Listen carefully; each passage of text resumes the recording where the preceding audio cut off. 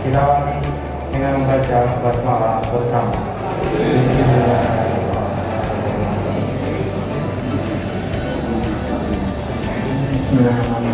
Assalamualaikum warahmatullahi wabarakatuh.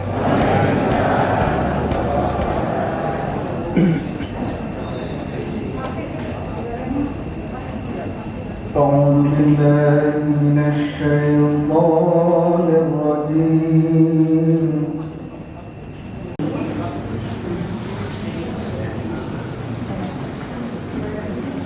بسم الله الرحمن الرحيم.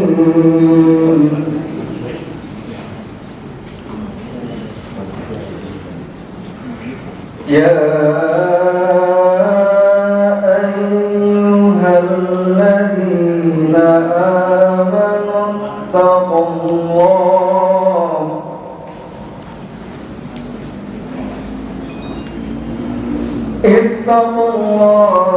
حق تقاته ولا تموتن إلا وأنتم مسلمون.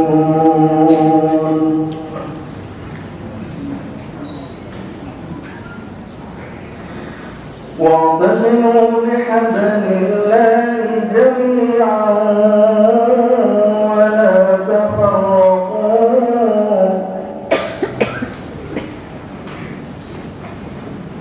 واذكروا نعمة الله عليكم إذ كنتم أعداء فألف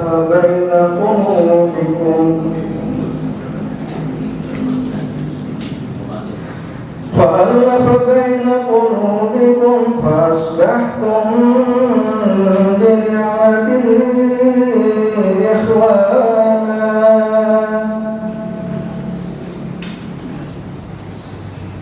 وكنتم على شفا حفرة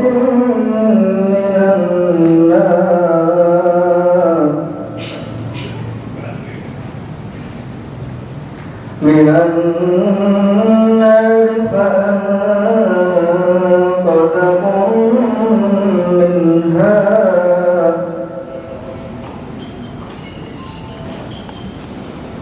كذلك يبين الله لكم آياته لعلكم تهتدون.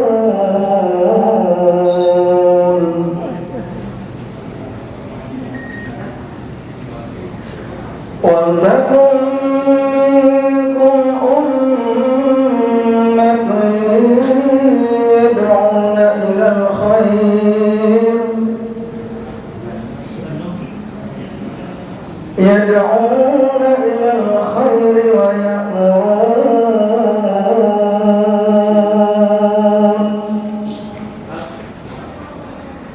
ويأمرون بالمعروف وينهون عن المنكر وأولئك هم المفلحون.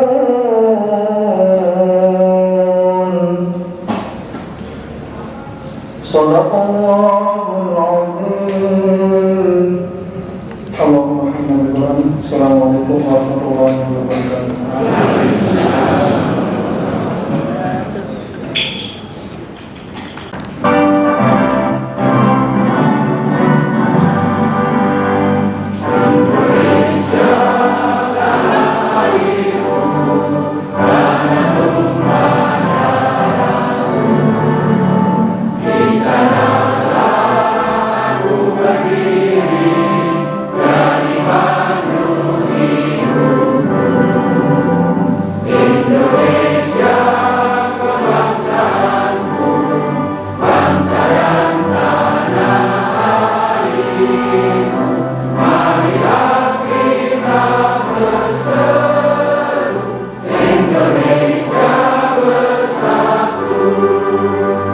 Hiduplah tanahku, hiduplah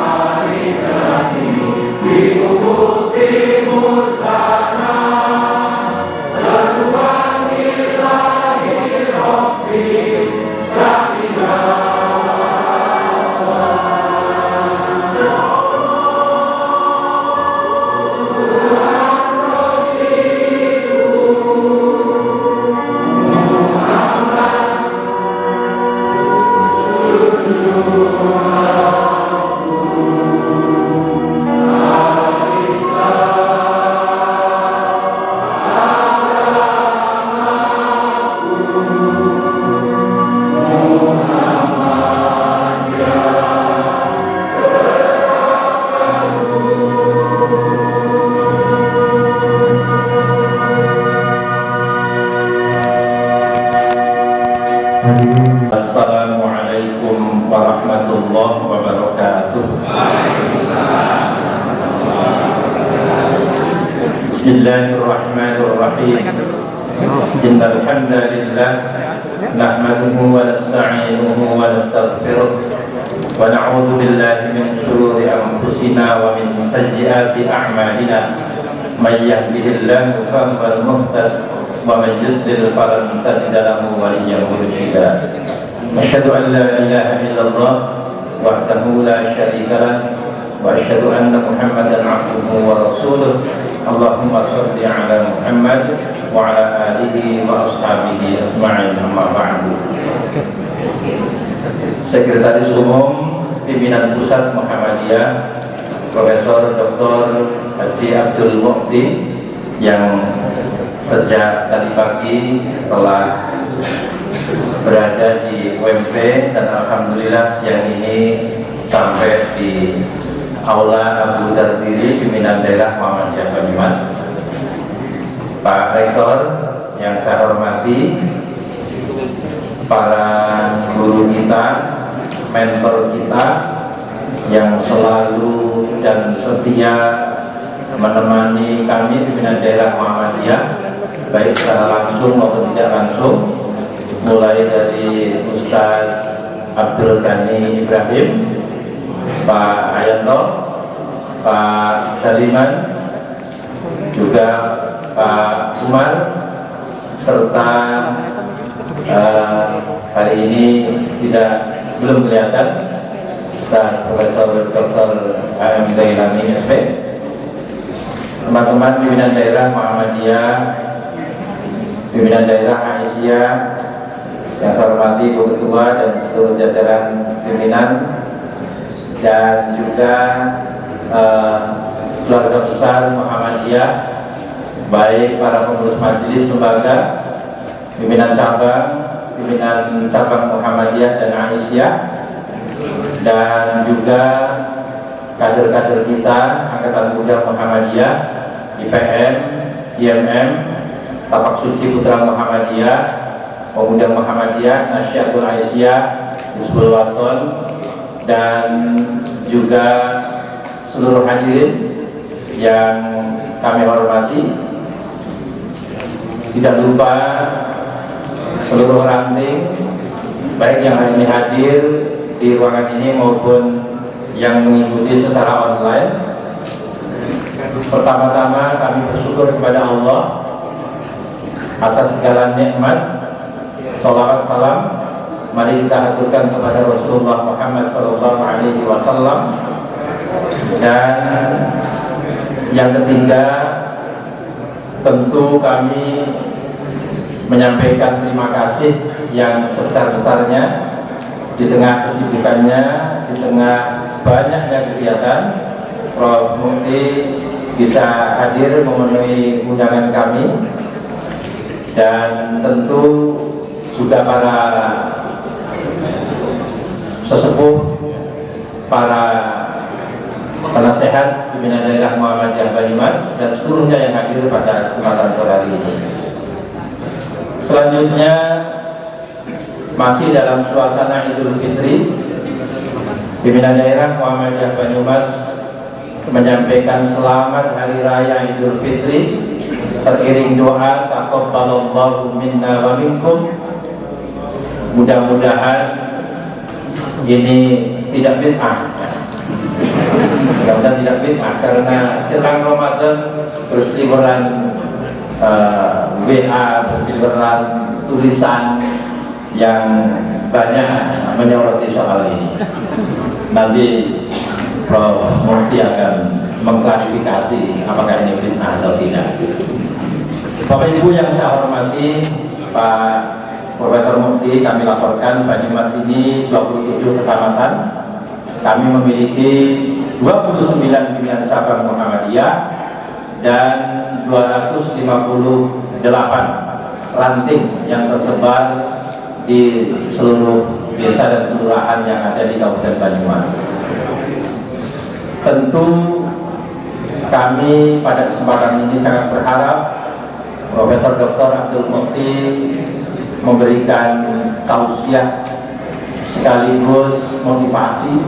Sudah banyak motivasi, tapi kalau yang memberi motivasi sekum PP Muhammadiyah akan beda, menjadi energi baru untuk terus menggerakkan cabang dan ranting.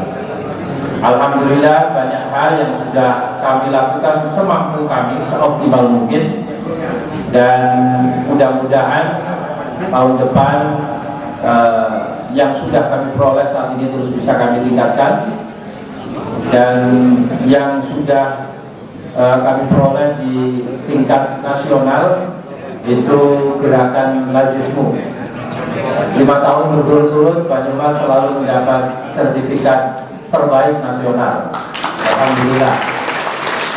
Tahun 2021 penghimpunan ZIS oleh Lazismu Banyumas memperoleh 17,1 miliar. Tentu ini kerja keras semua elemen, termasuk juga Aisyah yang sudah berkolaborasi untuk membesarkan gerakan zakat infak sedekah untuk mendukung seluruh gerakan perserikatan ini. Kemudian juga di bulan Ramadan ini, khusus Ramadan, pimpinan wilayah mentarget supaya Ramadan ini juga ada perolehan yang jelas dengan laporan jelas. Alhamdulillah target yang diberikan oleh wilayah kita bisa melampaui. Targetnya 3,6 miliar, tapi alhamdulillah tercapai 4 miliar. Alhamdulillah. Bapak Ibu yang saya hormati, kami bersyukur juga karena majelis dan lembaga hampir semuanya bergerak melakukan berbagai macam kegiatan pemberdayaan yang tidak bisa kami sebutkan satu persatu. Terima kasih sekali lagi Profesor Dr. Abdul Mukti telah hadir di kawasan Muhammadiyah Banyumas, khususnya di Sekretariat Pimpinan Daerah Muhammadiyah Banyumas di Jalan Dr. Angka 1 Purwokerto.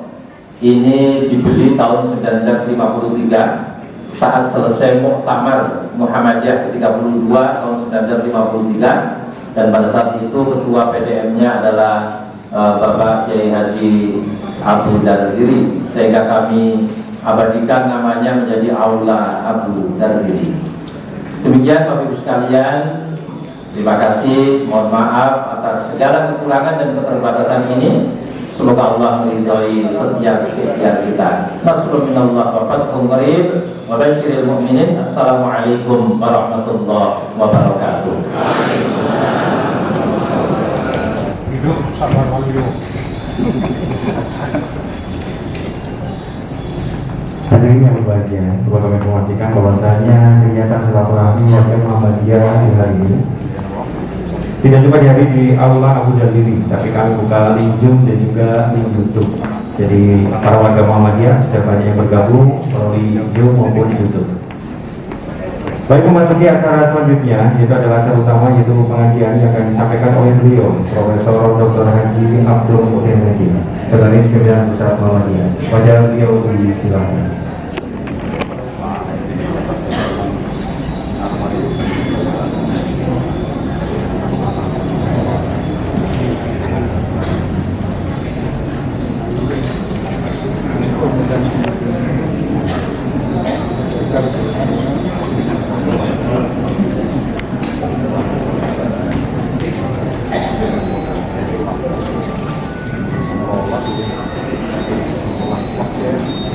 Ini banyak ada seperti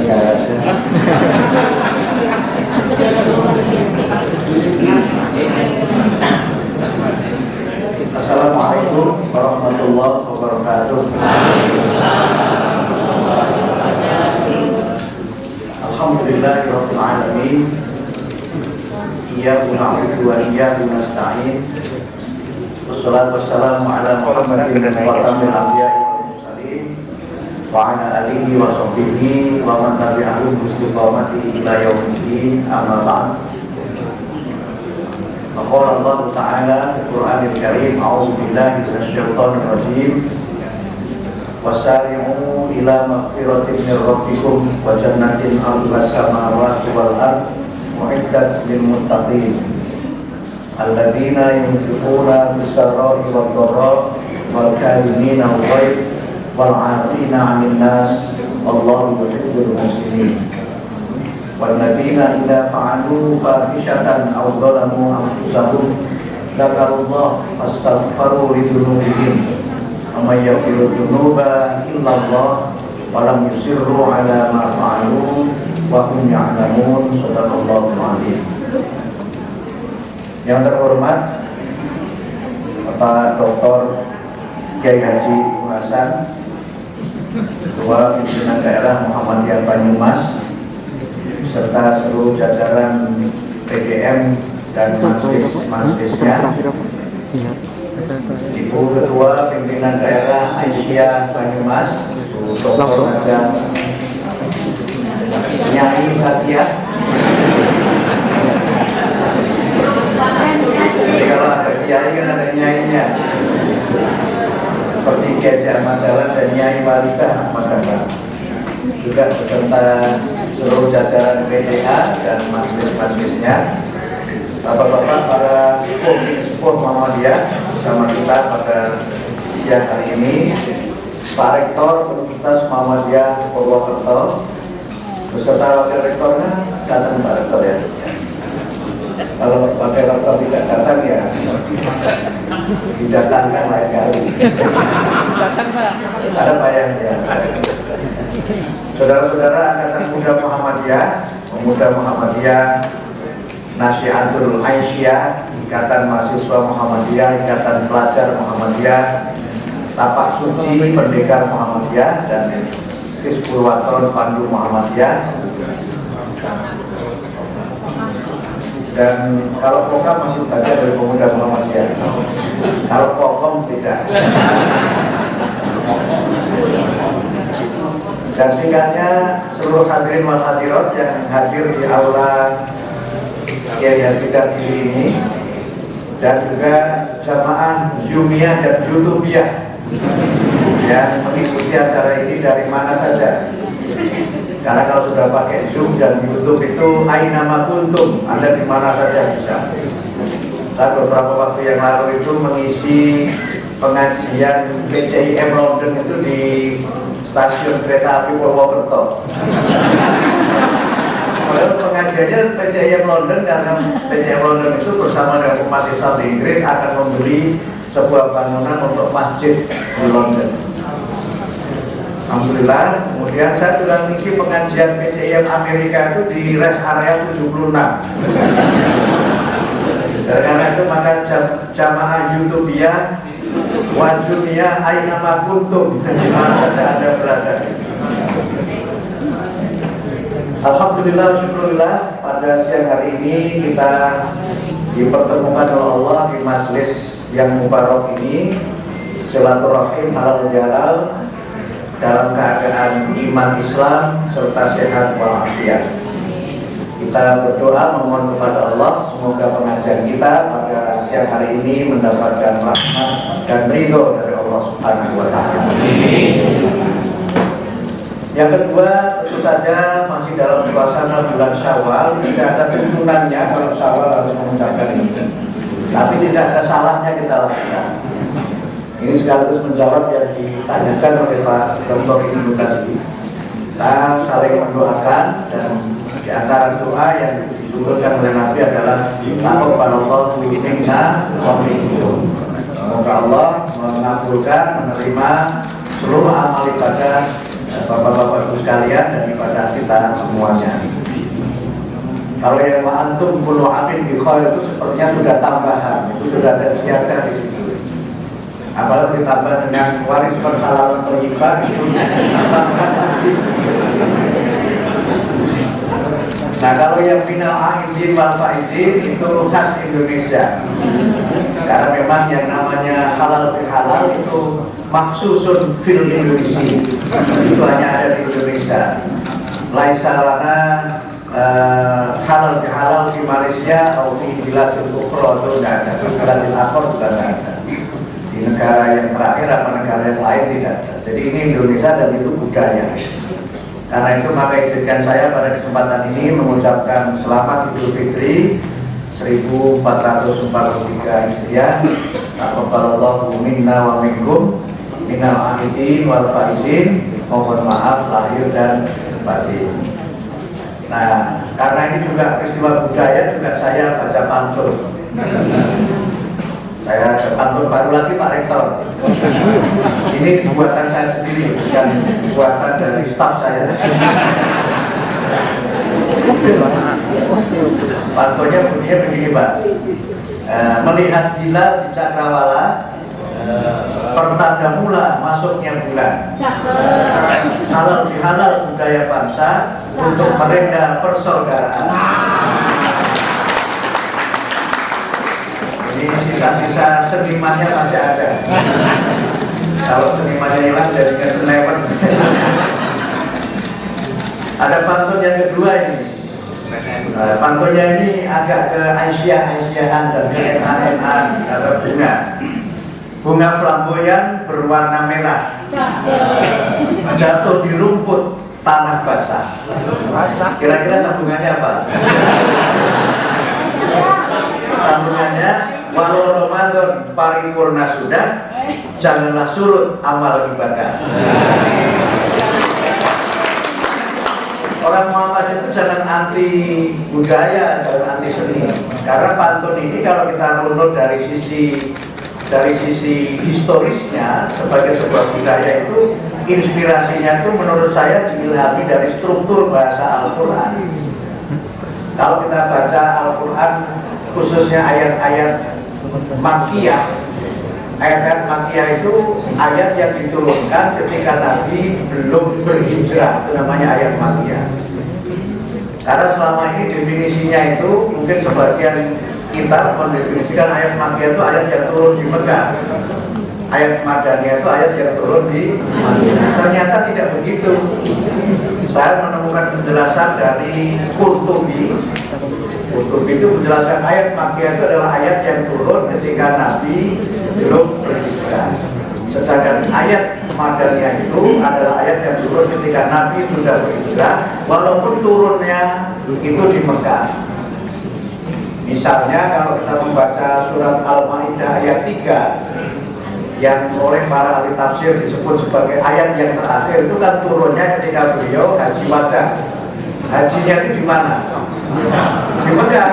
Tetapi masuk kelompok ayat-ayat Madaniyah karena ayat itu turun ketika Rasul sudah hijrah.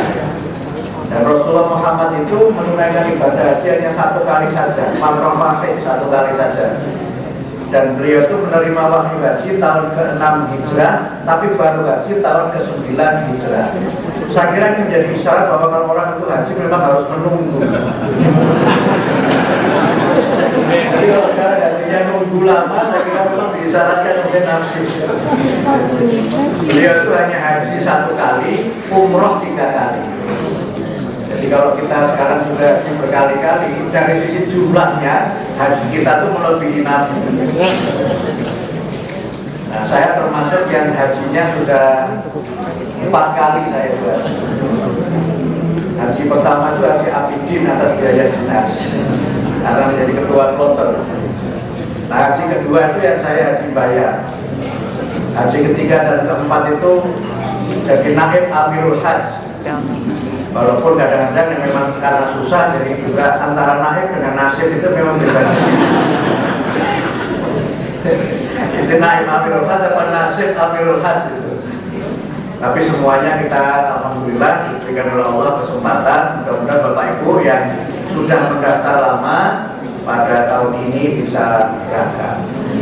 Allah mudah-mudahan, dan yang sudah terdaftar, yang sudah siap berangkat, semoga diberikan kesehatan dan pada waktunya dapat berangkat menunaikan ibadah haji dan mendapatkan haji yang mabrur. Karena itu maka Bapak Ibu sekalian, pada kesempatan silaturahim ini saya tidak akan bicara banyak hal. Saya hanya ingin mengingatkan kita sekalian bahwa momentum halal bihalal ini sekali lagi adalah momentum budaya. Budaya yang baik itu tidak dilarang oleh Islam. Bahkan Islam itu menjadi inspirasi lahirnya berbagai kebudayaan. Islam itu menjadi inspirasi lahirnya tradisi, termasuk tradisi sawalan ini kan inspirasinya dari ajaran agama Islam, yaitu ajaran silaturahim, ajaran untuk saling memaafkan, dan ajaran untuk saling bersedekah. Itu kan semuanya adalah ajaran agama Islam. Tetapi bagaimana aktualisasinya, karena ini merupakan wilayah muamalah duniawiyah, maka muamalah duniawiyah itu tidak ada bid'ah. Bid'ah itu hanya ada pada masalah akidah dan pada masalah ibadah makro. Jadi kalau ada mengatakan ini adalah bid'ah, itu saya kira ya mungkin perlu memahami ma huwa bid'ah. Karena kalau yang tidak ada pada Nabi disebut bid'ah, kalau begitu Bapak Ibu jangan pakai KTP. Zaman Nabi tidak ada KTP. Kalau mau tiru Nabi, kalau haji jangan naik pesawat. Itu kan? Itulah kenapa di Muhammadiyah itu Islam itu kan aspeknya itu dipilah. Ada aspek akidah, ada aspek ibadah, ada aspek muamalah, dan ada aspek akhlak. Pada wilayah muamalah, terutama muamalah duniawiyah, itu berlaku ketentuan di dalam hadis Nabi, antum a'lamu bi umuri dunyakum. Kalian semua lebih memahami, lebih mengerti dalam masalah-masalah yang berhubungan dengan muamalah. Sepanjang nilainya sesuai dengan ajaran agama Islam, prakteknya tidak bertentangan dengan ajaran agama Islam, maka itu semuanya adalah bagian dari tradisi yang memang kita diperbolehkan, karena itu bagian juga dari muamalah ma'annas, dan itu bagian dari hablum minannas.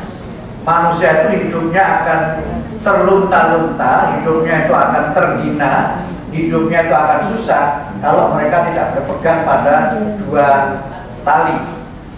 Duribat alaihimul zillah aina ma tuqifu illa bihablim minallah wa hablim minannas. Itulah yang saya kira menjadi pegangan kita.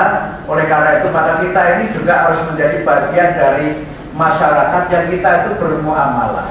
Dalam bermuamalah di situ ada muahadah, ada perjanjian-perjanjian yang kita sepakati dengan sesama umat manusia di mana kita berada.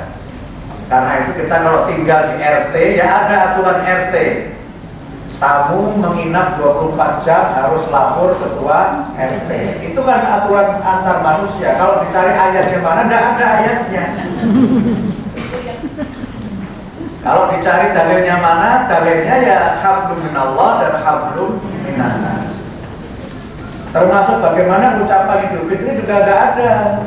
Yang ada adalah yang taqabbalallahu minna minkum. Selebihnya itu ya kalau saya sering berinteraksi dengan kawan-kawan muslim dari luar negeri, bahkan tidak hanya muslim, kalau Idul Fitri begini saya mendapatkan greeting ucapan selamat itu dari berbagai negara. Yang luar negeri itu selalu mengucapkannya dengan Idul Mubarak.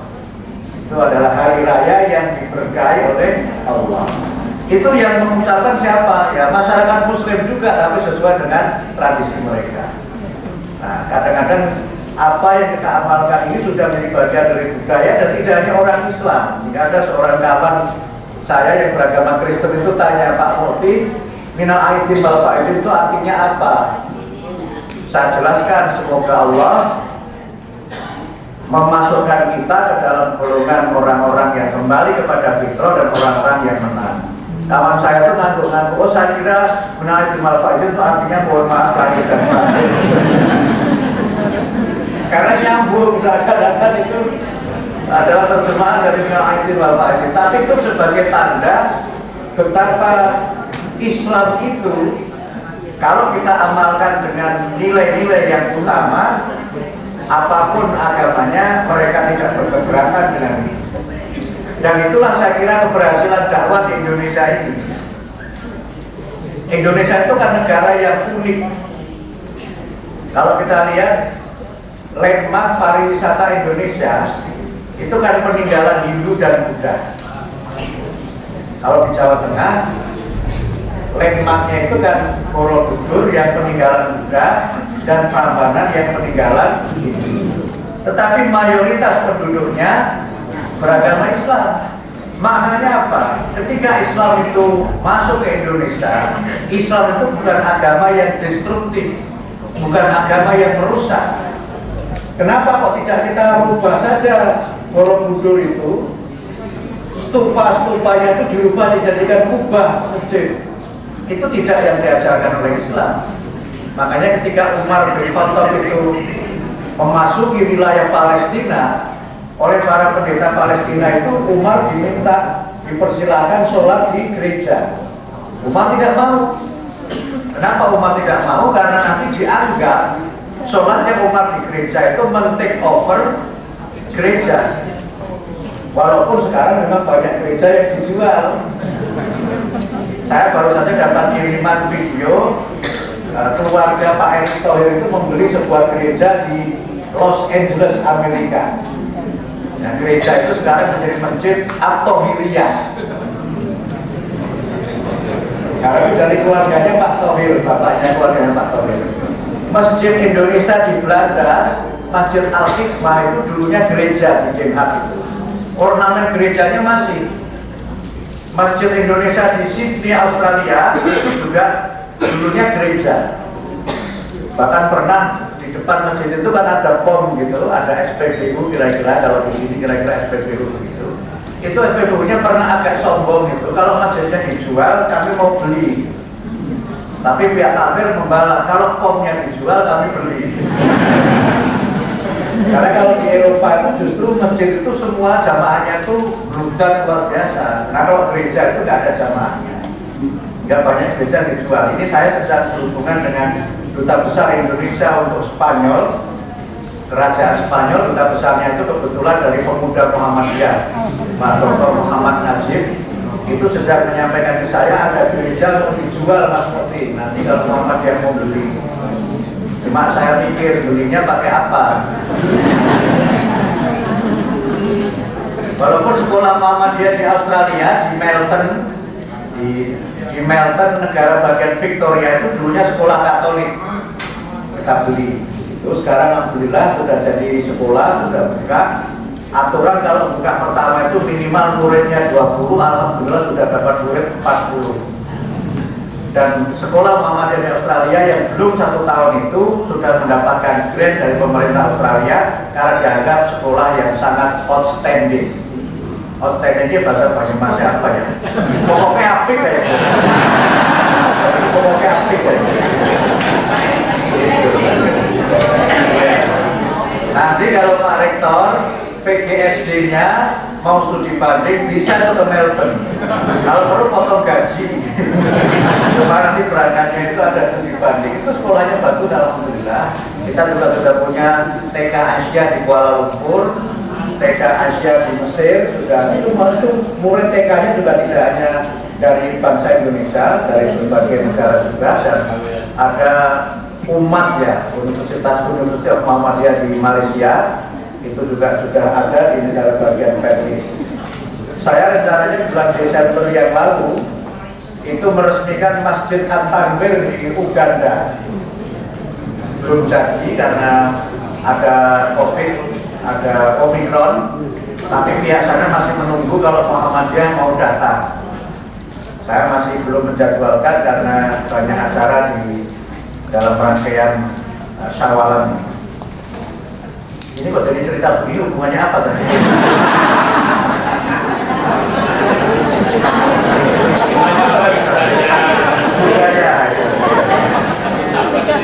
Ya, jadi sahabat-sahabat di luar negeri.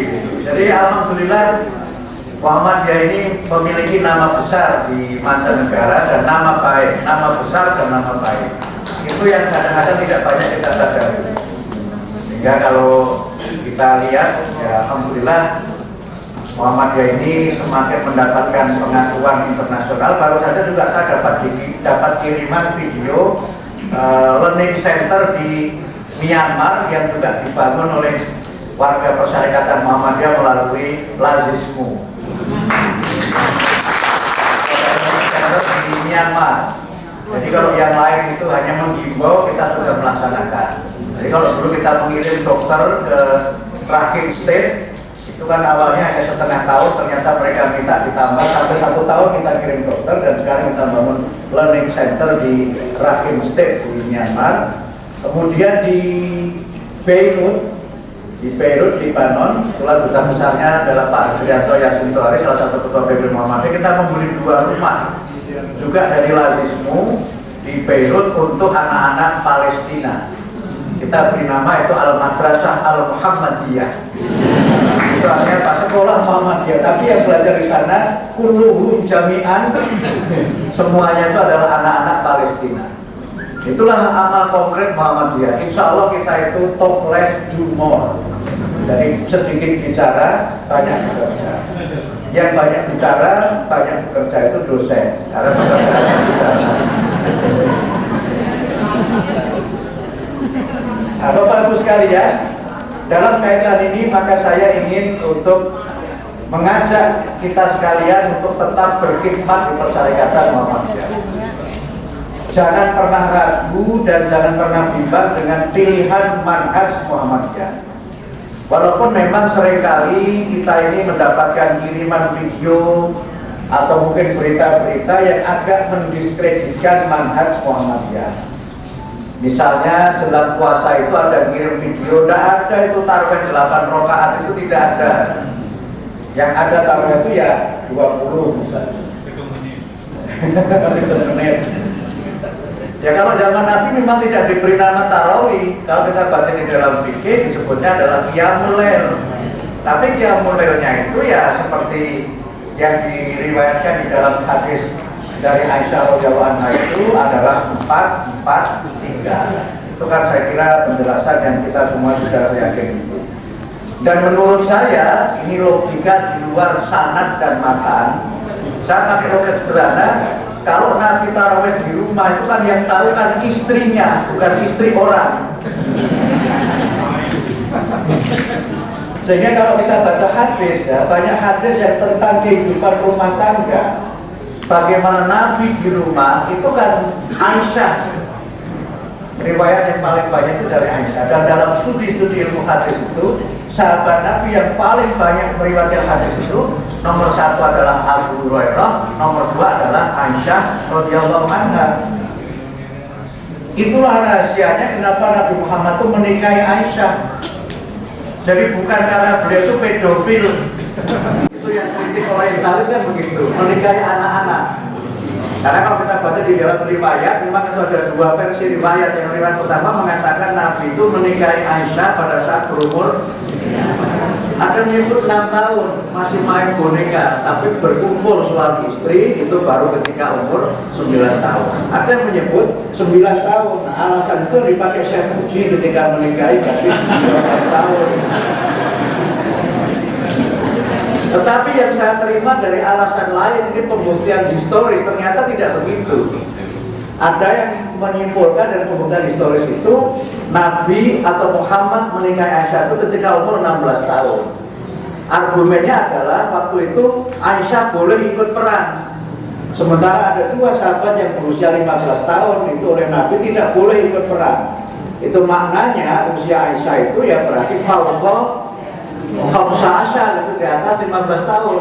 Nah, logika dan penjelasan sejarah ini jarang kita hadirkan dalam memahami berbagai macam masalah-masalah keagamaan.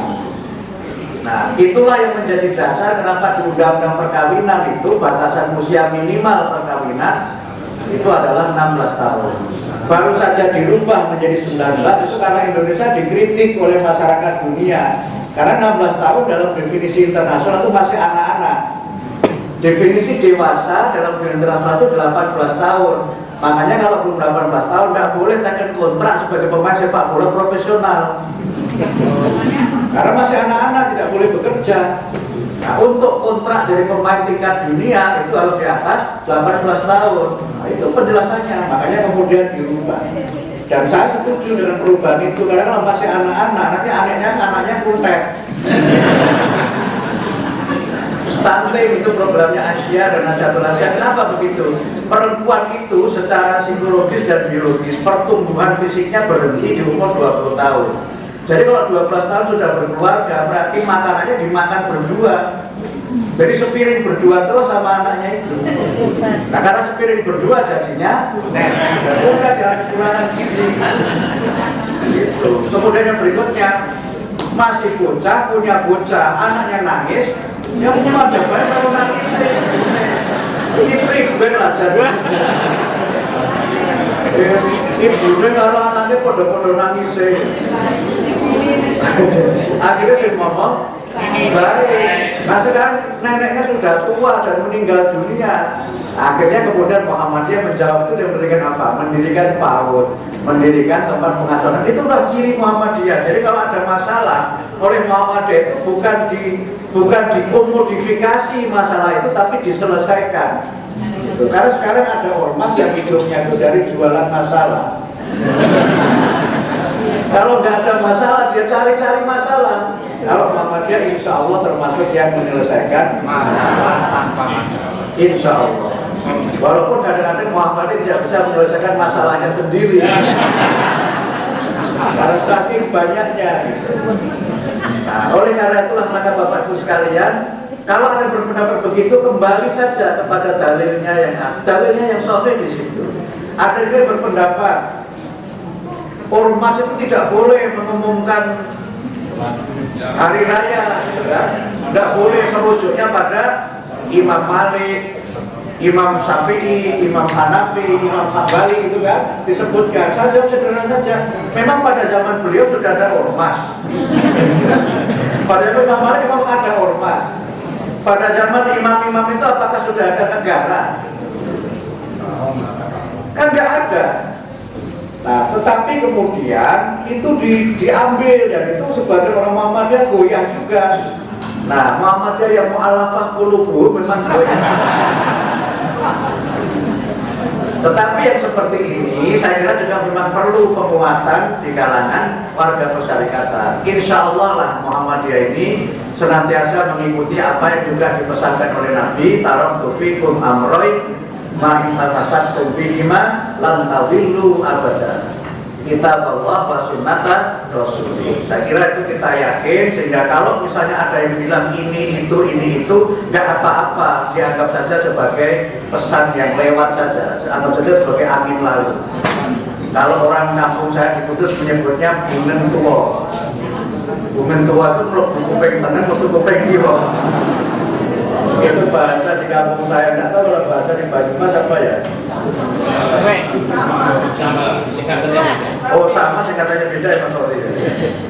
Nah karena itu maka kesempatan silaturahim ini memang menjadi momentum untuk kita lebih selain memperkuat ukhuwah di antara kita, juga kita memperkuat i'tiqad yang menjadi bagian dari manhaj kita di dalam bermuhammadiyah.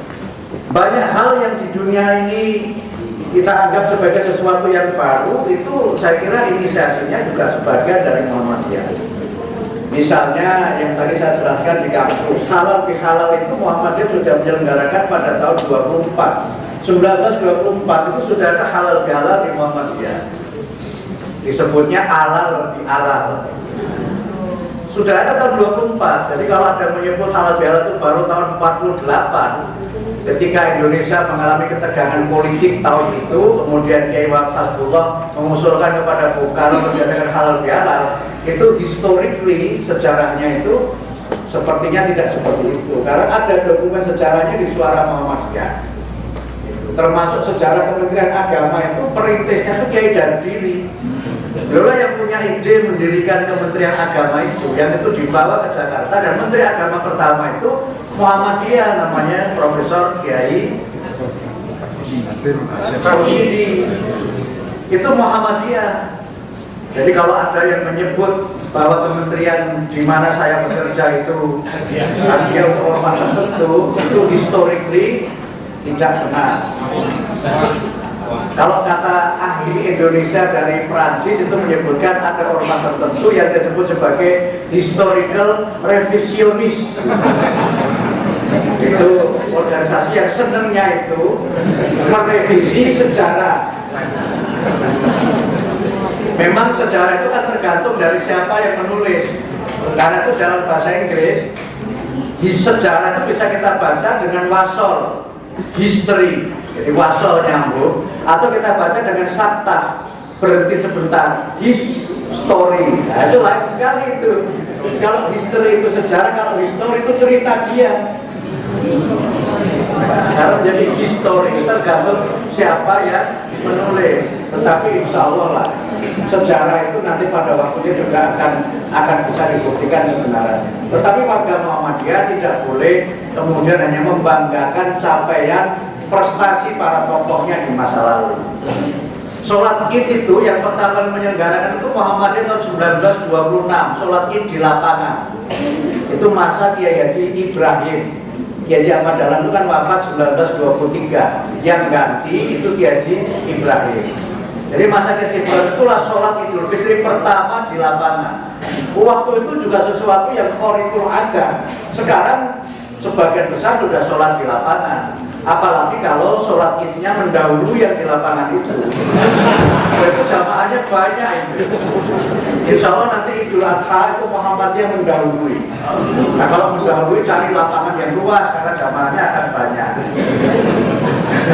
Dan kemungkinan besar Idul Adha nanti, Idul Adhanya Muhammadiyah itu bareng dengan Saudi. Nah kalau bareng bagi umat Islam tertentu yang berkeyakinan bahwa haji itu mengikuti wukuf di Arafah, maka ya itu akan ikut kita. Walaupun menurut pandangan saya, dan itu yang menjadi pandangan Muhammadiyah, yang namanya hari Arafah itu adalah hari tanggal 9 Dzulhijjah, bukan hari ketika wukuf di Arafah. Kenapa begitu? Ya karena sebelum ada haji itu sudah ada hari Arafah. Pembuktiannya kan mudah. Jadi sebelum ada haji sudah ada tuntunan puasa sunnah di hari Arafah. Maknanya adalah 9 Dzulhijjah itu adalah hari Arafah, bukan hari ketika jamaah haji wukuf di Arafah. Penjelasan sejarahnya gampang saja. Nah, cuma sebagian dari masyarakat dan umat ini tidak mau mengikuti sejarah. Padahal tidak bisa Islam itu kita jelaskan tanpa melihat sejarah kehidupan manusia. Rahasianya itu tadi Aisyah itu. Yang kedua apa? Aisyah itu kecerdasannya luar biasa. Ingatannya sangat kuat. Ingatannya sangat kuat. Dan itulah yang menjadi alasan kenapa Nabi menikahi Aisyah itu. Nah, sekarang saya kadang-kadang tidak happy sesungguhnya. Tidak happy-nya karena apa? Kalau puasa Senin Kemis tidak bilang sunnah Nabi, tapi kalau poligami itu bilang sunnah Nabi. Itu yang saya nggak happy. Sampai saya tuh pernah di forum internasional, ketika saya kan bulan tahun lalu bulan November atau Oktober kan saya ke Vatikan. Saya ketemu Paus Fransiskus. Saya ajak selfie itu Paus Fransiskus, saya ajak selfie. Saya satu-satunya delegasi Indonesia yang datang ke Vatikan. Itu jadi bahan keirian dari kawan-kawan saya beragama Katolik itu. Waduh, Mas Putih sudah ketemu Paus, aku yang Katolik sudah pernah belum pernah. Itulah enaknya jadi orang Islam. Ketemu Paus, yang Katolik belum. Itu juga yang saya pernah tanya sama dulu Pak Wakil Bupati Banyumas. Saya bilang di rumahnya kan ada gambar Paus. Beliau belum ketemu.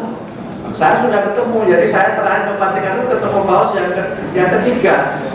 Yang ketiga ketemu Paus. Mungkin masih ingat juga, you are Muslim from Indonesia, mungkin masih ingat, cuma Paus sudah tua jadi nggak ingat saya. Tapi forum pertemuan itu, saya ngobrol-ngobrol sama kawan-kawan di berbagai negara. Dia tanya, Mufti ayu imam di Indonesia, apa kamu imam di Indonesia? Saya bilang, ya, what do you mean by imam? Maksudnya imam apa? Meaning you are the leader of Muslim community. Oh ya, saya pemimpin organisasi Islam. Kalau ditanya, how many wives do you have?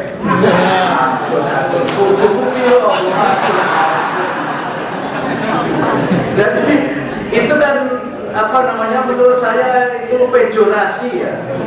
Padahal Nabi menikah Aisyah itu bukan karena pedofil, bukan karena berbagai sangkaan orang, tapi kepentingannya adalah kepentingan untuk syariat Islam. Jadi Aisyah itu cerdas dan rata-rata bapak-bapak nggak boleh marah ya. Perempuan itu ingatannya lebih kuat daripada laki-laki.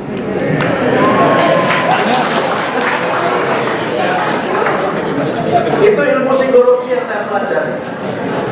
Kalau laki-laki itu yang banyak, itu cita-citanya. Kemudian yang kedua, laki-laki itu kalau berpikir cenderung makro. Kalau perempuan itu cenderung detail. Makanya kalau dandan agak lama itu maklum. Karena semua detail, ini pas ukur atau ini ya, pinnya ini cocok apa enggak, ini kerudung begini, matching apa enggak. Itu kan perempuan atau laki-laki, yang penting so tinggu. Karena itu pekerjaan yang perlu ketelitian itu rata-rata yang mengerjakan perempuan. Ini tidak anti gender ya. Menurut saya itu sunatullah. Jadi kalau sekarang ada yang kemudian mengatakan pekerjaan tertentu itu perempuan itu sebagai gender bias, ya nggak apa-apa juga. Tapi menurut saya Allah menciptakan makhluknya terdiri atas laki-laki dan perempuan, mesti ada hikmahnya. Karena itu perempuan itu ingat betul ya bapak-bapak, katakan itu masih ingat. Janji di mana, jam berapa, bilang apa itu ingat. Tetapi kalau bapak-bapak hilang. Itu. Makanya kadang-kadang jangan kok janji. Istrinya sendiri juga kadang-kadang lupa. Kalau mungkin bapak-bapak di Muhammadiyah, kalau bapaknya saya kira ini gara-gara cerita Aisyah tadi. Oleh karena itulah maka Bapak-Ibu sekalian, kita perlu di Muhammadiyah ini semakin yakin dengan pilihan-pilihan kita. Dan karena itu kalau ada masalah apa-apa menyangkut agama, tanyakan ke PP, tanyakan ke majelis takjid. Jangan tanya kepada ustadz yang tidak jelas sumbernya dan tidak jelas asal-usulnya itu.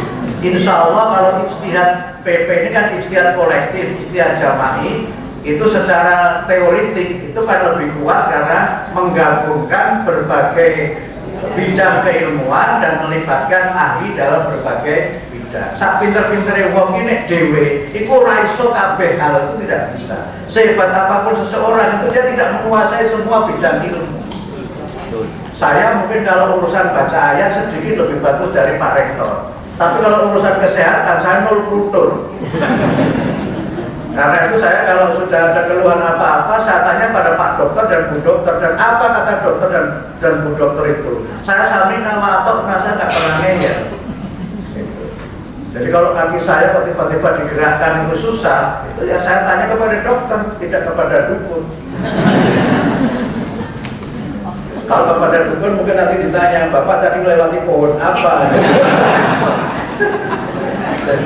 Nah kan beda kan itu. Nah, Muhammadiyah dari awal itu kan menggunakan ilmu di dalam kita ini mengamalkan agama dan menjelaskan masalah agama. Karena itu ilmu hisab itu adalah bagian dari mengamalkan Al-Quran. Karena juga ada yang mengatakan hisab itu bid'ah. Karena Nabi selalu ru'ya. Nabi itu ru'ya karena belum ada ilmu hisab.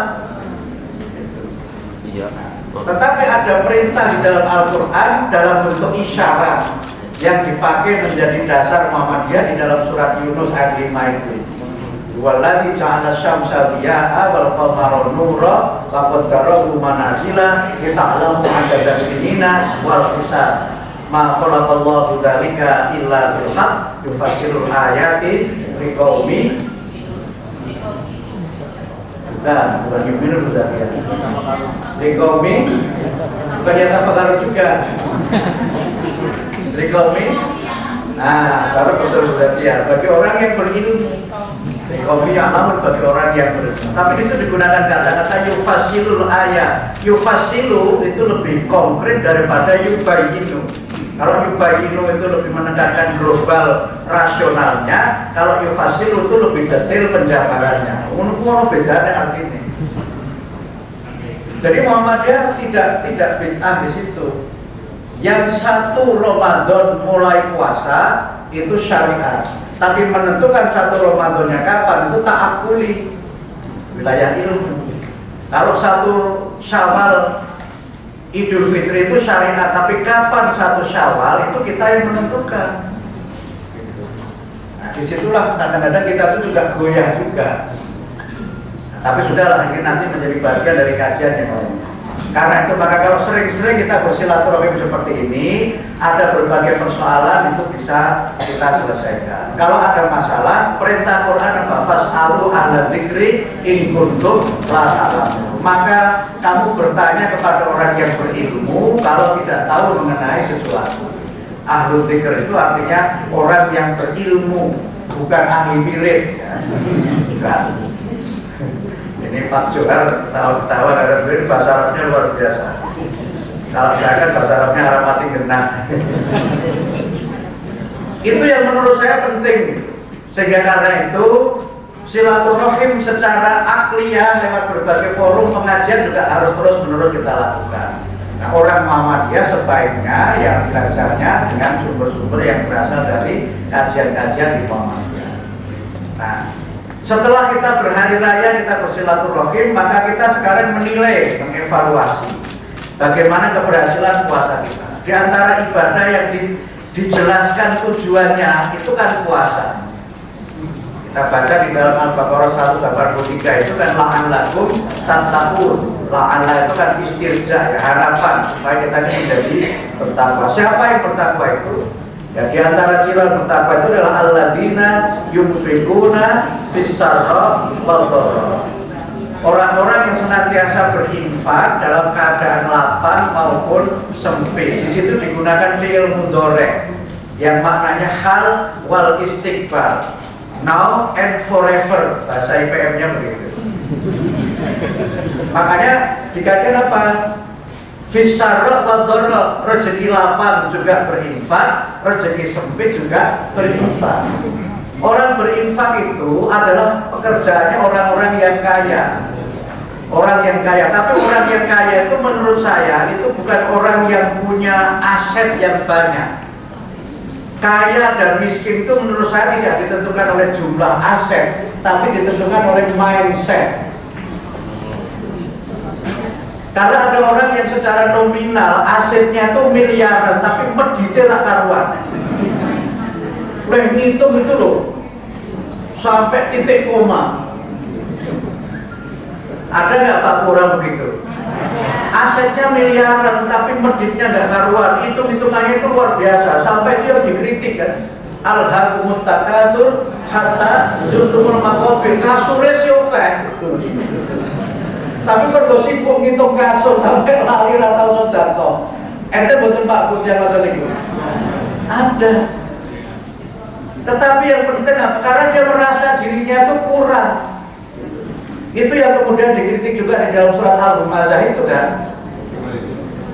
Walulikuli humazatin lumazah. Tetapi kalau kemudian kita kaitkan itu dengan mindset, itu artinya apa? Mungkin secara hitungan nominal hartanya tidak banyak, tapi dia merasa cukup dengan yang dia peroleh itu. Dia bersyukur dengan rezeki yang diperoleh berapapun jumlahnya, karena itu maka dia berikan sebagian itu kepada yang memerlukan. Jadi soal mindset sebenarnya, karena kaya dan miskin itu kan tidak diukur menurut agama, tidak diukur dari jumlah harta, tetapi sejauh mana kita itu mensyukuri harta yang kita miliki. Karena itu infak itu tidak ditentukan nominalnya, tidak ada nisab, tidak ada haul dalam nisab dalam infak itu. Yang ada nisab dan haul itu hanya zakat. Zakat pun kalau orang itu pelit, medit, cetil, bakil, itu bisa jadi dia itu kaya tapi nggak kena zakat sama sekali. Contohnya begini, ini contoh ini bukan untuk ditiru ya, tapi contoh yang tidak baik. Misalnya nisabnya kambing berapa? Kalau kambing 39 kena nisab enggak? Punya kambing 39 kaya apa miskin? Kaya, apalagi jelas itu laka. Oh dihitung betul-betul siji rong yuto, ping 39, oh dipeng itu. Begitu 40 kena zakat, sedulurnya 40 dor, saya betul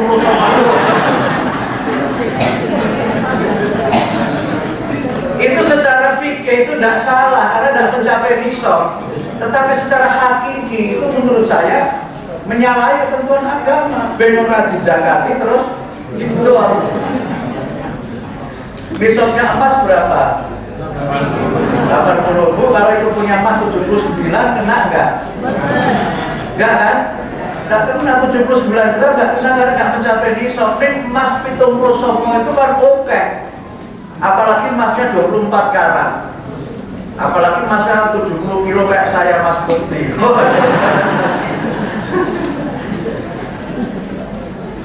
Karena itu maka sebenarnya hatinya yang menentukan. Makanya kalau orang itu berinfak itu tidak harus menunggu kaya. Sehingga Quran menyebut orang yang beriman itu adalah mereka yang berinfak dalam keadaan rezekinya lapang maupun dalam keadaan rezekinya itu sempit. Kalau lapang rezekinya sedekahnya dengan Soekarno-Hatta, kalau sempit rezekinya dengan Patimura mungkin. Tapi kalau Patimura ya dikit-dikit lah, jangan terlalu banyak. Kalau Patimura yang terlalu banyak, kasihan takmir masjidnya.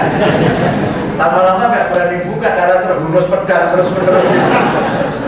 Ya buka ketemu Patimura, buka ketemu Patimura. Udah gitu bau terasi lagi.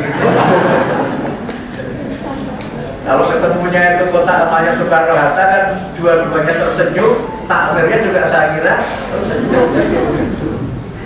Karena itu maka orang bertakwa itu orang yang lomo. Kenapa dia lomo? Karena selama sebulan berpuasa dia sudah melatih dirinya untuk merasa cukup dengan rezeki yang diberikan oleh Allah kepadanya. Sehingga karena itu maka berpuasa itu kita tidak makan, itu bukan karena nggak ada makanan, tetapi karena tidak boleh makan, bukan karena tidak ada makanan. Orang tidak makan karena tidak ada yang dimakan. Dengan tidak makan pada saat ada makanan itu berat mana? Dia berat tidak makan ketika ada makanan. Coba Pak Arifan tadi menghidangkan saya durian sama kelapa kopior itu. Untung saya kepalanya nggak kopior, hanya kelapanya. Itu berat loh. It is hard to resist, kata orang Banyumas. Tetapi kalau tidak makan karena tidak ada makanan, itu ya biasa saja, lumrah gitu maksud saya. Ketika orang itu tidak korupsi, pada saat dia bisa korupsi, itu yang hebat. Tidak korupsi karena tidak ada dikorupsi, itu menurut saya biasa. Ya biasa saja. Kenapa tidak korupsi? karena tidak ada di korupsi, itu luar biasa, ya kan? Tetapi tidak korupsi pada saat dia sedang menjabat, bisa korupsi, bahkan bisa mengatur semuanya supaya korupsinya tidak tertangkap dan dia tidak melakukan, itu baru yang jempol. Nah, orang bertakwa itu kan orang yang seperti itu, sehingga apa? Harta ini kan numpang lewat saja. Karena itu Quran mengingatkan ya, di dalam Quran itu paling tidak kata-kata nafaqah dan mutasorif itu disebutkan sebanyak 74 kali di dalam Al-Quran. Saya menemukan yang berbentuk isim itu hanya satu, sisanya itu berbentuk fi'il amr atau fi'il mudhari'. Dan ada satu lafaz nafaqah, itu ada satu lafaz. Tapi yang lainnya itu yunfikuna, anfiku, dan seterusnya. Dan ketika kemudian diperintahkan berinfak, itu kan redaksi Al-Quran itu kan menarik ya. Sebagian itu diperintahkan kita untuk berinfak sebelum datang hari di mana kita itu tidak bisa lagi berniaga, tidak ada lagi pertolongan. Ya kan? Anfiqu mimma razaqnakum min qabli ayat ya yaumul la bai'un fihi wala khullatun wala syafa'ah wal kafiruna humudz zalimun. Jadi kamu infakkanlah harta yang diberikan Allah kepada kamu itu sebelum datang hari di mana nggak ada lagi perniagaan, tidak ada lagi persahabatan, tidak ada lagi pertolongan. Dan orang-orang yang zalim itulah orang-orang yang kafir. Maknanya apa? Beramal itu jangan ditunda-tunda. Jadi ayat ini menurut saya bisa punya dua makna. Makna pertama adalah kalau kita sudah meninggal dunia, tidak bisa lagi beramal. Mumpung masih hidup, beramallah sebanyak-banyaknya. Tapi makna yang kedua bisa jadi kita hidup dalam satu negara di mana nggak ada lagi orang miskin yang akan menerima sedekah kita. Itu dulu nggak terbayang oleh saya sebelum saya kuliah ke Australia. Waktu saya kuliah ke Australia itu, kesulitan kita ketika sedang ibadah kurban itu bukan mencari hewan kurban, tapi kemana membagi daging kurban. Jadi kalau tahu ada orang yang mau menerima daging itu bisa sakit dikirimi kita itu. Karena apa? Ya begitu murahnya harga kambing dan begitu mampunya kita membeli hewan kurban itu. Yang mau menerima yang nggak ada. Kalau di sini rata-rata kan siap menerima hewan kurban.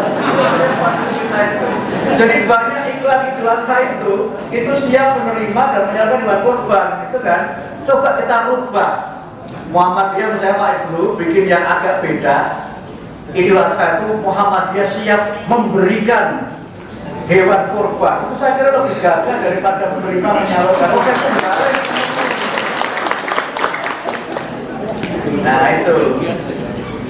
Nah di sini bedanya saya itu memang agak provokatif pada konteks ini. Nah yang kedua, mohon maaf ya, kita itu berinfak itu bagus. Saya salut lah tadi berapa miliar tadi Pak Ibu ya, 4 miliar. Itu saya kira kasir jidan, banyak sekali 4 miliar. Tetapi mohon maaf, kita itu seringkali ketika berinfak, bersedekah itu masih berbentuk charity. Ya, karena belas kasihan. Menurut saya kita memberi itu jangan karena belas kasihan, tapi karena kasih sayang.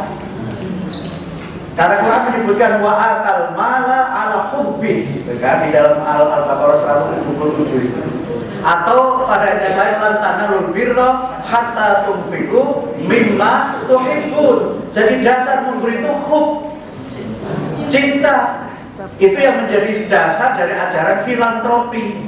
Jadi filantropi yang berkembang di Barat itu sebenarnya nilainya itu ada di Islam, cuma kita nggak mampu membahasakan saja. Seakan-akan filantropi itu dari Barat. Kalau dasarnya itu hub, maka bukan karena belas kasihan, tapi karena cinta kita kepada sahabat kita itu. Sehingga karena itu, karena dasarnya hub, maka pengertiannya dua. Wa'atal mana ala hub itu pengertiannya yang pertama, yang kita berikan itu harus harta yang terbaik, yang kita masih seneng yang kita berikan itu. Karena kadang-kadang ada orang bersedekah atau berdonasi itu untuk buang sampah. Waktu kita ada bencana itu kan menerima pakaian pantas pakai yang dikirim ke PP Muhammadiyah itu, mohon maaf, itu banyak baju-baju pakaian yang nggak layak pakai. Dia ada kesempatan membuang pakaian. Itulah wayang naunal maun itu. Karena itu yang kita berikan adalah sesuatu yang kita masih senang. Maksudnya apa? Masih dalam keadaan baik. Karena kadang-kadang apa? pakaian itu sak lemari. Semua merek batik itu punya. Tapi begitu disortir gitu, sing ndi yo, ujung-ujungnya ora sido. Karena apa? Oh, kok nek mrene nganggo batik sing iki, kok mrene nggo batik sing iki gitu. Jadi kayak day and night gitu, siang bagaimana, malam bagaimana. Akhirnya lemari itu kok buat, padahal sing dienggo yo siji. Iya kan? Kalau wa'adal mala ala hubbi, oh ini masih bagus. Kira-kira nek tak wenehke ibu fulanah itu mesti seneng. Dibayangkan wajah ibu fulanah itu. Ketoknya ukurannya podo karo aku kok lemune. Mohon maaf ya Bu ya, saya bilang Bu Fulana, saya kira nggak ada yang namanya itu kan. Karena ibu itu paling takut gemuk Pak. Ibu itu paling takut gemuk, karena kalau gemuk katanya tidak cantik. Padahal kalau orang Arab ya Pak ya, orang Arab itu perempuan cantik itu yang gemuk Bu. Tanya Pak Johar yang sudah ke Mesir.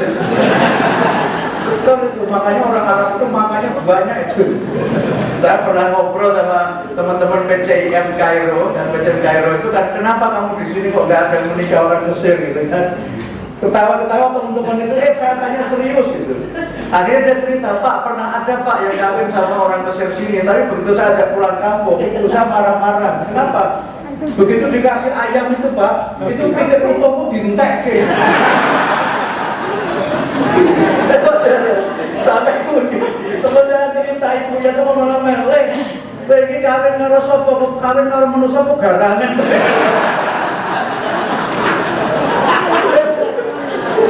Kita sini di pangan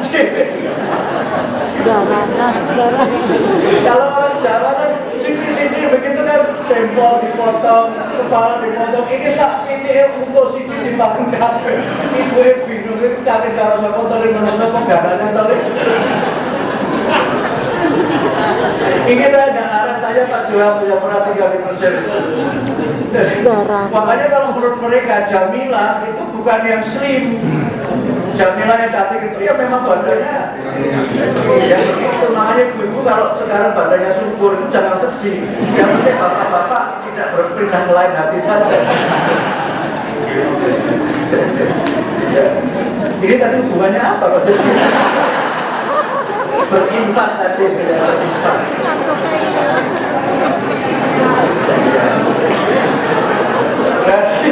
Yang diberikan itu yang kita maksud sebenarnya yang baik, yang banyak manfaatnya. Tetapi memberikannya harus memberikan dengan rasa cinta. Karena itu tidak boleh kita menyebut-nyebut yang kita berikan kepada orang yang menerima, atau tidak boleh kita menganggap diri kita lebih utama dari yang menerima.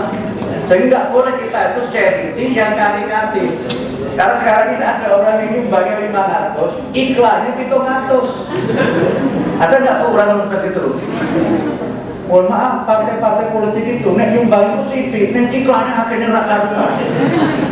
Biarnya iklan lebih banyak daripada sumbangan. Kalau Muhammadiyah kan tidak.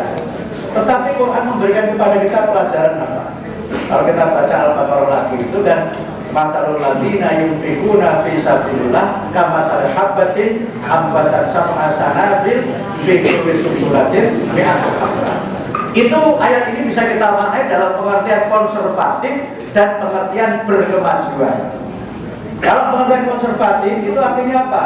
Yang sering kita dengar itu kalau kamu itu berinfak, pahalanya dilipatkan 700 kali.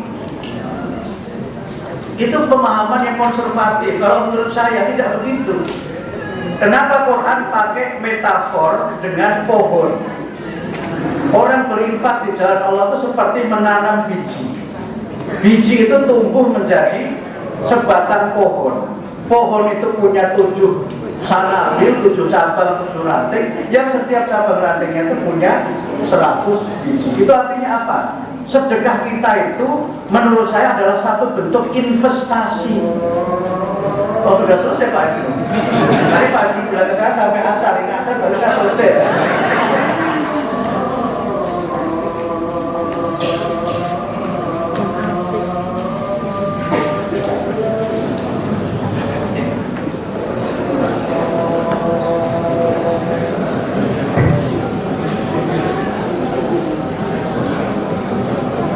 Mohon maaf saya tambah sedikit ya.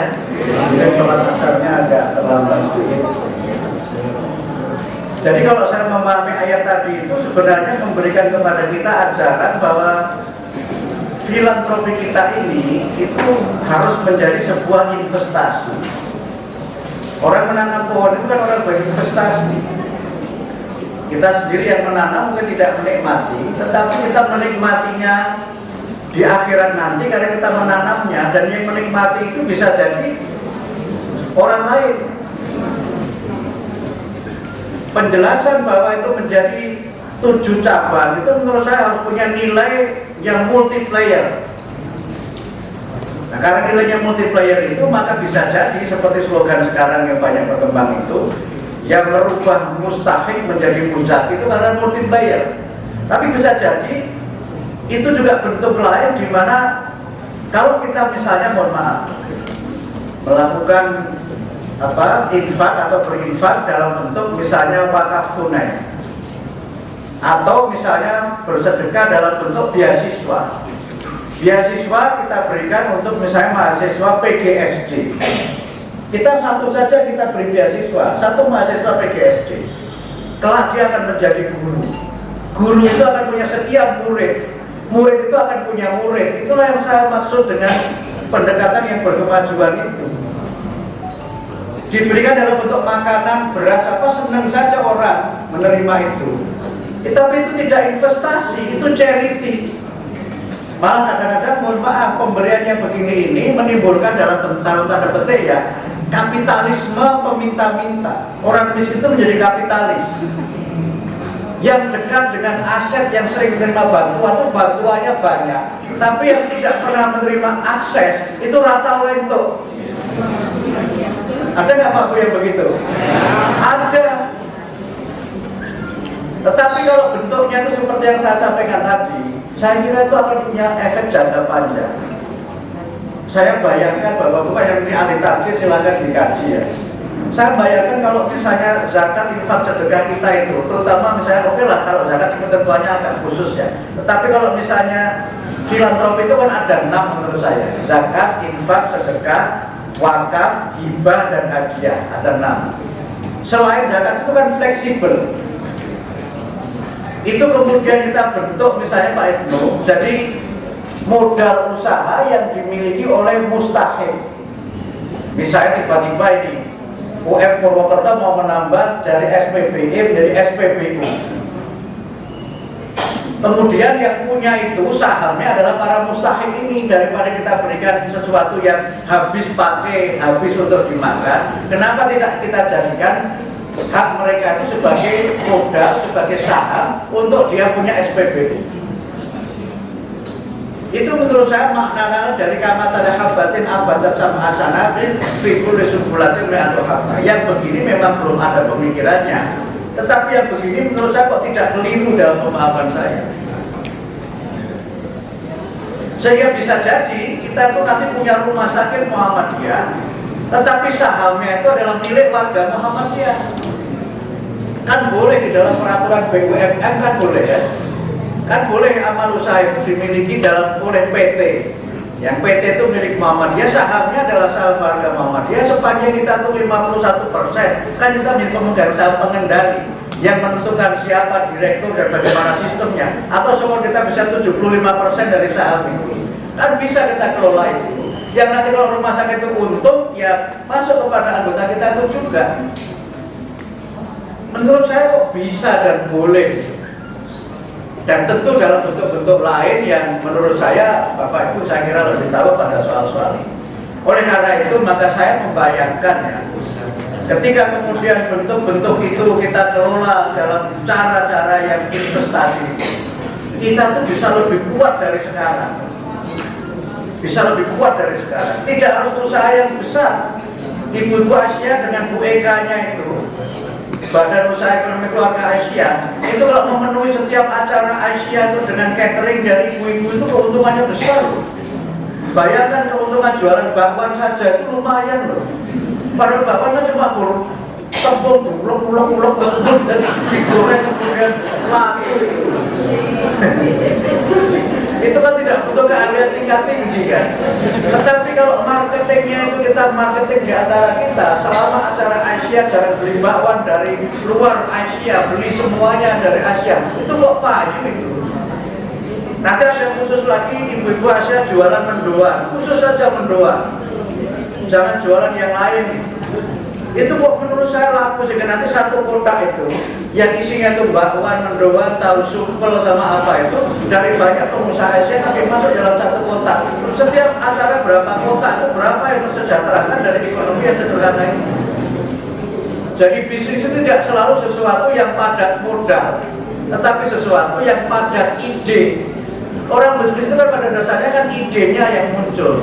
Nah oleh karena itu maka Bapak Ibu sekalian, dengan semangat ini mari kita ukur kualitas puasa kita itu dari kedermawanan kita.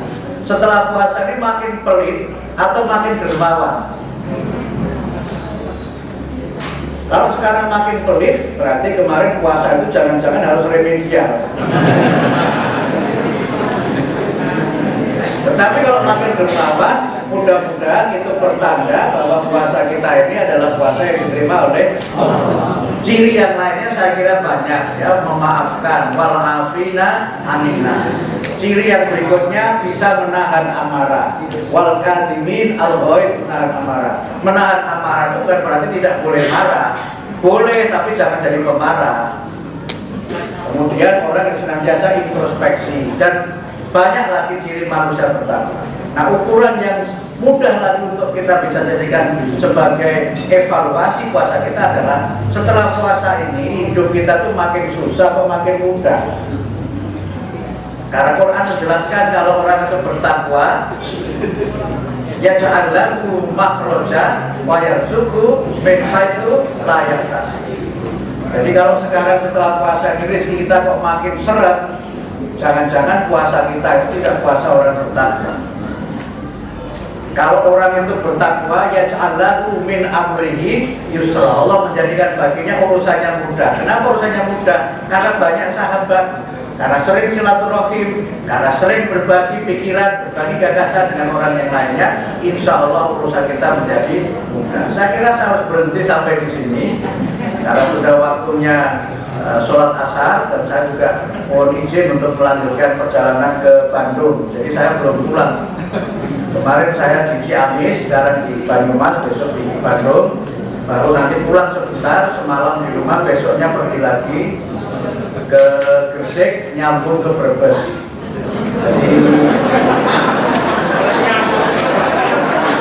Jadi saya nyambung lah. Gresik terus kan nyambung, sekarang nggak pulang dulu saya. Makanya jadi istrinya saya itu BP itu memang harus bersabar. Saya minta istri saya itu doakan saja nanti puasa itu sehat selalu. Doanya itu saja, dan memang harus sabar. Makanya Bapak Ibu sekalian, kalau kita ingin berhasil, itu diantara yang mendukung keberhasilan kita itu adalah keluarga kita. Kalau anak-anak saya protes, Pak, kita kok nggak ada liburan? Ya nggak ada, memang liburannya ya pengajian. Jadi kadang-kadang anak saya itu saya ajak jalan-jalan kemana gitu ya. Waktu masih kecil-kecil, sekarang sudah pada kecil semua. Waktu kecil-kecil itu karena saya ajak jalan-jalan gitu, anak-anak saya itu nyeletuk, bilangnya begini, habis jalan-jalan pengajian di mana Pak? Jadi ternyata yang namanya jalan-jalan juga fihi di dalam pengajian itu, dalam jalan-jalan juga ada pengajian gitu. Saya ajak ke Malaysia, ngisi juga pengajian di UKM. Saya ajak ke Thailand, ngisi juga di masyarakat Muslim di Thailand. Jadi ini rasio sampai anak saya itu apa kapan kita benar-benar punya liburan di sana. Tapi begitulah seninya kita Muhammadiyah. Karena itu terima kasih kepada ibu-ibu yang sudah mendukung bapak-bapaknya untuk berkhidmat di Muhammadiyah. Bapak-bapak juga terima kasih telah mendukung ibu-ibunya aktif di Asia, gitu kan. Karena ada yang mengatakan begini Pak, di balik laki-laki yang hebat itu ada istri-istri yang kuat. Tapi ada juga begini Bu, di balik perempuan-perempuan yang sukses ada suami-suami yang stres.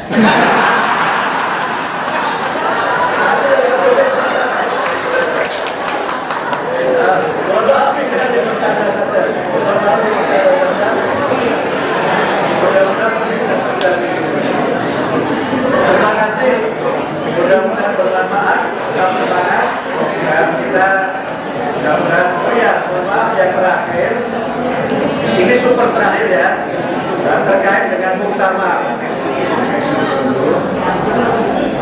Insya Allah muktamar diselenggarakan tanggal 18 sampai 20 November 2022 di Surakarta. Sampai sekarang belum ada perubahan keputusan dari sidang takbir di mana muktamar itu diselenggarakan secara luring dan daring. Tetapi kita sekarang masih menunggu perkembangan pandemi COVID-19. Kita menunggu perkembangan setelah mudik ini.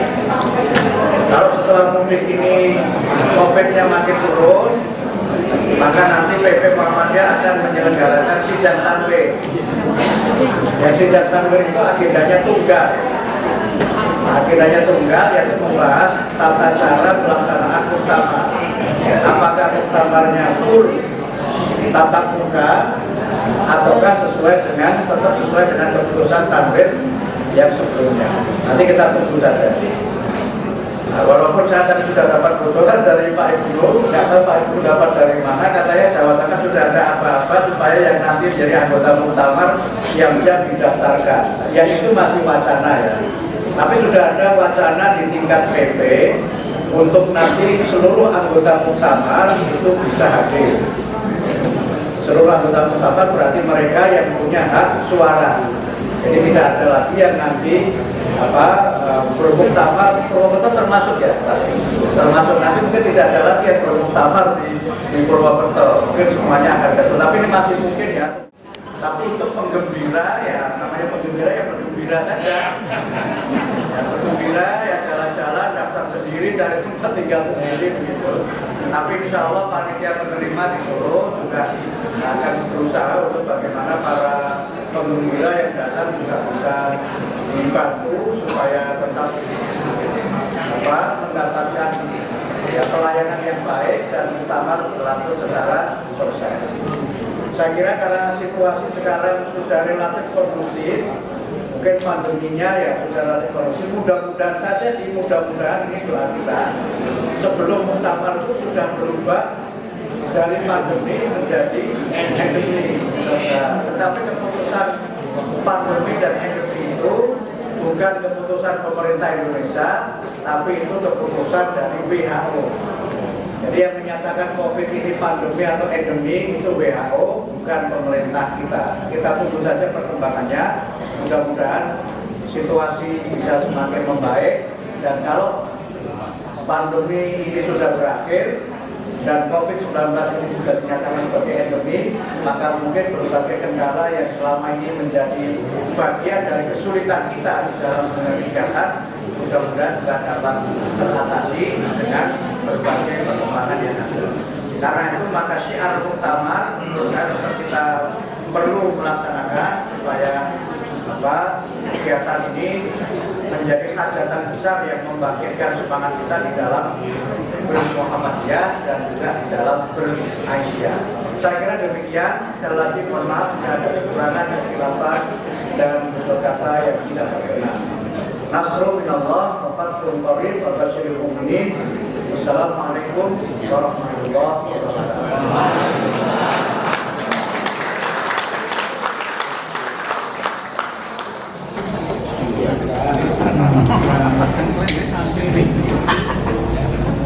Terima kasih kami sampaikan pada beliau Dr. Abdul Muhsin tadi. Semoga saja apa yang disampaikan dapat kita ambil hikmahnya dan dapat kita terapkan di kehidupan kita sehari-hari. Hadirin yang berbahagia, tibalah kita di penghujung acara yaitu penutup. Marilah acara silaturahmi buat jamaah haji yang terhormat. Jadi hari ini Jumat 12 Syawal 1442 Hijriah 13/2022 kita ini dengan hamdalah dan kawan-kawan bersama. Alhamdulillah. Subhanallah wa bihamdihi asyhadu an la ilaha illa anta astaghfiruka wa atubu ilaik. Assalamualaikum warahmatullahi wabarakatuh.